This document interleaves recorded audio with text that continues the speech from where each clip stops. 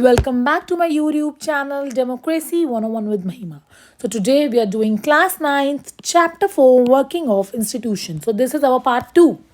Okay, so let's just begin.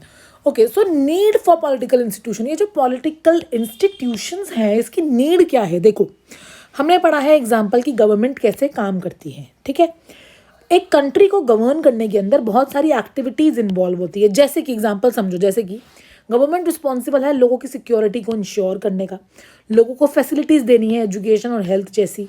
Government collect करेगी taxes, है ना, गवर्नमेंट टैक्सेस लेती है, हमारे पेरेंट्स भरते हैं, एंड स्पेंड करती है मनी को ताकि वो ये एडमिनिस्ट्रेशन हमारा गवर्नमेंट को मतलब कंट्री को रन कर पाए, हमारे डिफेंस पे काम कर पाए, डेवलपमेंटल प्रोग्राम पे काम कर पाए. ठीक है, वो फॉर्मुलेट करती है गवर्नमेंट और इम्प्लीमेंट करती है, बहुत सारी वेलफेयर स्कीम्स बनाती है. कभी EWS के लिए बनाती है, कभी SC के लिए बनाती है, कभी ST के लिए बनाती है ना.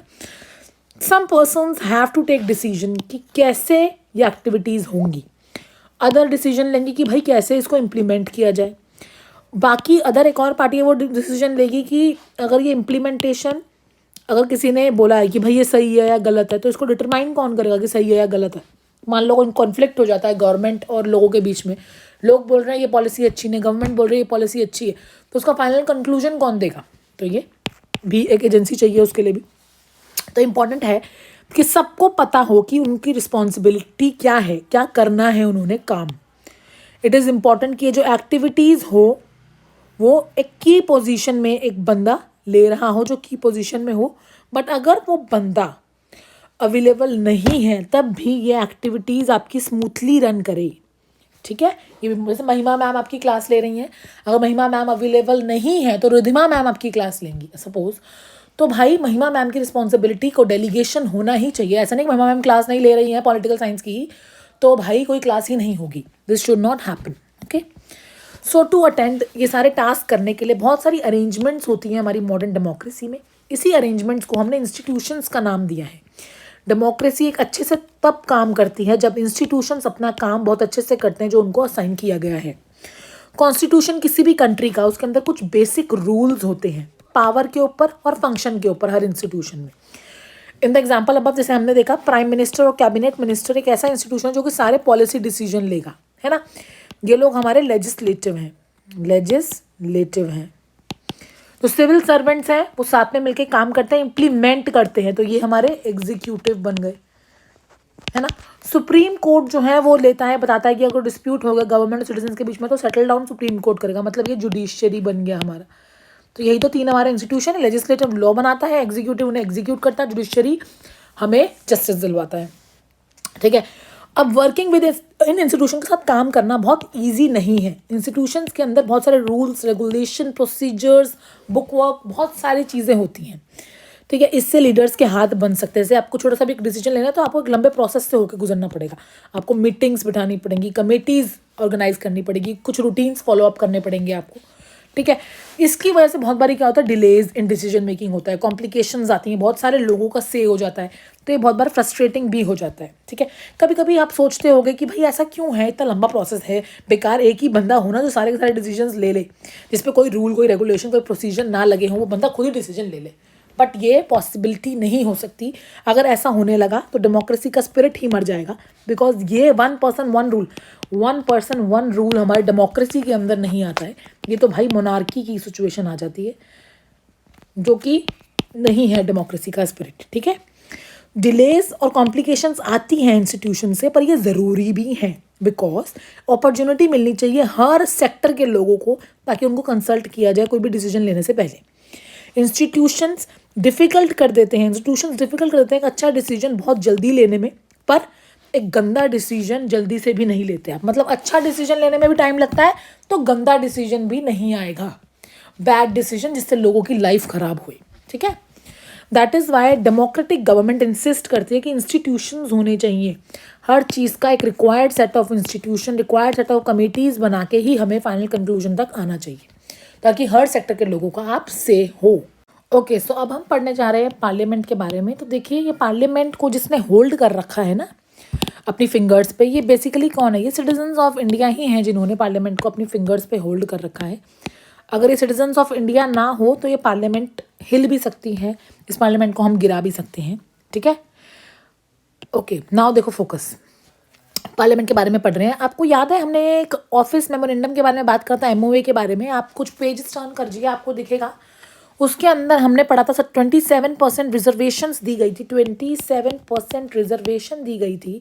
मंडल कमीशन की रिपोर्ट ने कहा था कि जो SC/BCs हैं, socially and educationally backward classes के जो लोग हैं, बेसिकली OBCs, उनको 27% की रिजर्वेशन दी गई थी। बट इस पूरे MOA में आपको क्या लगता है पार्लियामेंट का क्या रोल था? देखो पार्लियामेंट का रोल समझो पार्लियामेंट का रोल क्या था, ठीक है। जो डिसीजन था वो डायरेक्टली पार्लियामेंट ने नहीं लिया था, बट पार्लियामेंट्री डिस्कशन इस रिपोर्ट पे बहुत ज़्यादा ज़रूरी थी, क्योंकि जो पार्लियामेंट में बैठ के हमारे MLA और MPs ने जो डिस्कशन करी है उसने इन्फ्लुएंस करा है शेप करने में इस डिसीजन को गवर्नमेंट की। इन्होंने ही गवर्नमेंट पे प्रेशर डाला कि भाई जो मंडल कमीशन की रिपोर्ट में जो रिकमेंडेशन आई थी उसको एक्सेप्ट करो। अगर पार्लियामेंट इस डिसीजन के फेवर में नहीं होती तो गवर्नमेंट गो अहेड नहीं करती, और आज भी ये जो रिजर्वेशन मिली है OBCs को ये कभी ना मिलती। तो पार्लियामेंटेरियंस का जो रोल है वो बहुत ही ज़्यादा इंपॉर्टेंट है, ये समझ लेना आप, ठीक है। Okay, why do we need a parliament, ये इंपॉर्टेंट क्वेश्चन है, ये पेपर में क्वेश्चन ही बन जाता है 5 मार्क्स का भी, ठीक है। Why do we need a parliament? In all democracy assembly of elected representative, जिसको हमने इलेक्ट करा है, हमारे जो रिप्रेजेंटेटिव हैं वो एक्सरसाइज करते हैं बहुत ही सुप्रीम पॉलिटिकल अथॉरिटी, ठीक है, ऑन बिहाफ ऑफ पीपल। हम लोगों ने उनको चुना है तो उनके पास ये कीवर्ड्स है बच्चों, कीवर्ड्स हैं, सुप्रीम पॉलिटिकल अथॉरिटी है लोगों के बिहाफ में, ठीक है। इन इंडिया ऐसी national assembly, in India such a national assembly of elected representative, इसी को ही हम पार्लियामेंट बोलते हैं, ठीक है। एट द स्टेट लेवल इसको आप क्या बोलोगे? लेजिस्लेचर या फिर लेजिस्लेटिव असेंबली, जो स्टेट्स में होती हैं। नेम वैरी करेगा कंट्री के हिसाब से, स्टेट्स के हिसाब से, बट ये जो असेंबली होती है ये एग्जिस्ट करती हैं, हर तरह की डेमोक्रेसी में स्टेट असेंबलीज होती हैं। It exercises political authority, political power, authority का मतलब पॉलिटिकल पावर होती है इनके पास, पॉलिसीज बनाने की पॉलिटिकल पावर है इनके pass on behalf of people, बहुत सारे तरीकों में। एग्जाम्पल समझो, ये बहुत इंपॉर्टेंट है, ध्यान से सुन लो। पार्लियामेंट जो है ये फाइनल अथॉरिटी है for making laws in any country. ये जो टास्क होता है लॉ मेकिंग का या लेजिस्लेशन का, ये बहुत ही क्रूशियल है असेंबलीज के लिए, ठीक है, जिसको हम लेजिस्लेचर्स बोलते हैं। लेजिस्लेचर में आता ना, लेजिस्लेचर का मतलब L से स्टार्ट है, लॉ मेकिंग एजेंसीज, ये ऐसे समझ लो आप। Parliaments all over the world new laws बनाते हैं, एग्जिस्टिंग लॉ को चेंज करते हैं, जो उन्हें लगता है कि ये लॉ बेकार है उसको एबॉलिश कर देते हैं, नए वन उनकी जगह पे आ जाते हैं।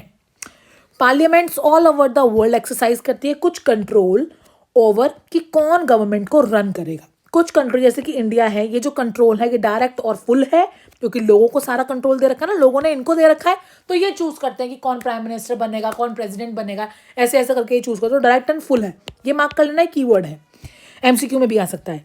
Those who run the government can take decision only and only they enjoy the support of parliament. अगर आपको पार्लियामेंटेरियंस का सपोर्ट होगा, वो मेजोरिटी में वोटिंग करोगे, तभी आपकी गवर्नमेंट सत्ता में बैठेगी एंड आप डायरेक्ट एंड फुल उनके कंट्रोल से आप रूल कर सकते हैं। पार्लियामेंट्स कंट्रोल जितने भी मनी गवर्नमेंट के पास है, इन मोस्ट कंट्री जो पब्लिक मनी तभी स्पेंड होती है जब उसको सैंक्शन मिलता है पार्लियामेंट से। ये ओनली वर्ड भी एक स्टार मार्क कर लो, आ सकता है आपके MCQs में, ठीक है, कि ओनली है या नहीं है, तो ये ऐसा है भाई, इंडिया में भी ये चीज़ है। मनी पूरा बजट बनता है, निर्मला सीताराम जी प्रॉपर बजट बनाती हैं और उसको सैंक्शन किया जाता है, फिर वो स्पेंडिंग होती है, ठीक है, हर चीज़ यहाँ पे ट्रांसपेरेंट है। पार्लियामेंट हाईएस्ट फॉरम है डिस्कशंस का, डिबेट्स का, पब्लिक इश्यूज से रिलेटेड, नेशनल पॉलिसी से रिलेटेड किसी भी कंट्री में पार्लियामेंट सीख कर सकती है इंफॉर्मेशन किसी भी मैटर में। तो पार्लियामेंट के ऊपर ये जो 4 पॉइंट्स हमने पढ़े हैं ये बहुत इंपॉर्टेंट है, ये आपके एग्जाम्स में आ सकते हैं, तो आप इसको ध्यान से पढ़ो, ध्यान से समझो। Okay, so guys thank you so much, हम मिलते हैं नेक्स्ट वीडियो में। Thank you so